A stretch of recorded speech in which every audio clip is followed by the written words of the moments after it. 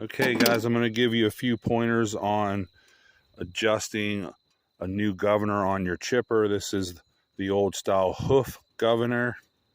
What you want to do is you can see your linkage running here to the arm of your governor. Whenever your governor is not running, you can see how this would be the throttle going that way all the way out, and you want it to be a little tighter in. You don't want it sticking way out. So I actually had to shorten this linkage a little bit to help it to pull in like that. This spring here, if you tighten it, it will actually make the governor increase throttle. You shouldn't really have to mess with that, but you will have to mess with these screws. This bottom screw is really the main one you're going to deal with. This will go all the way back and touch that screw during operation, and you only want it to maybe go to about 25 to 2800 RPMs when it's running at full throttle. Otherwise, these straight six motors will burn out at higher RPMs. You don't want to run them super hard like that, and that's more than enough to get your job done and chip really well. So you want to set this correctly, and this screw's more for just straight throttle. You're going to pretty much kind of leave that one where it's at. If you have to make any adjustments on it while you're operating it and running it, then you can do that. And you can see how it has throttle linkage ran all the way to where the throttle is.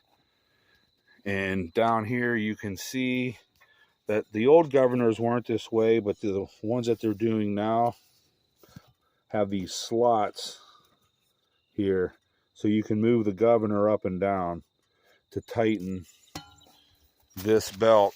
Back in the day, when you would pull your alternator up, you would kind of get into a sweet spot where both of these would tighten, but it's kind of hard to do, especially if you can't find the exact same belts.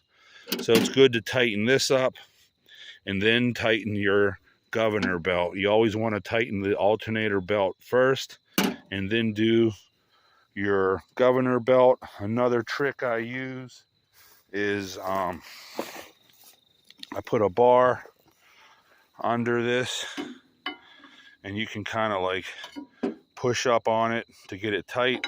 I do the same thing with the alternator. You can pull up on the bar and help to tighten the belt. Try not to over tighten it though. You don't want it to be too tight. And then as you come out here and you go to start your chipper, as you can see, when I turn my throttle, you can see how it moves that arm and takes that back on the governor,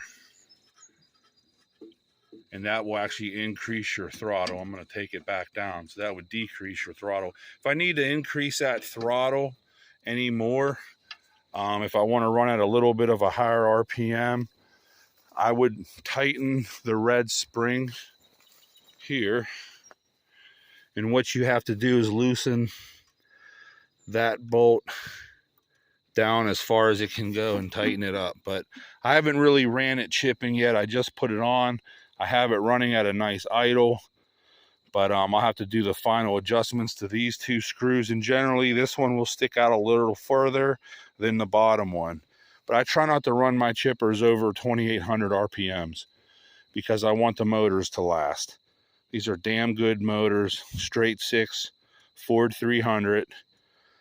And obviously there's an air filter and everything on here, but I have it all dismantled to have access to do this governor. But that's what you want to do. If you guys have any questions or you need directions, I'm working on putting up a complete list of directions for these that really kind of walk you through how to get these governors set. But they're really good governors. They're mechanical and they last forever.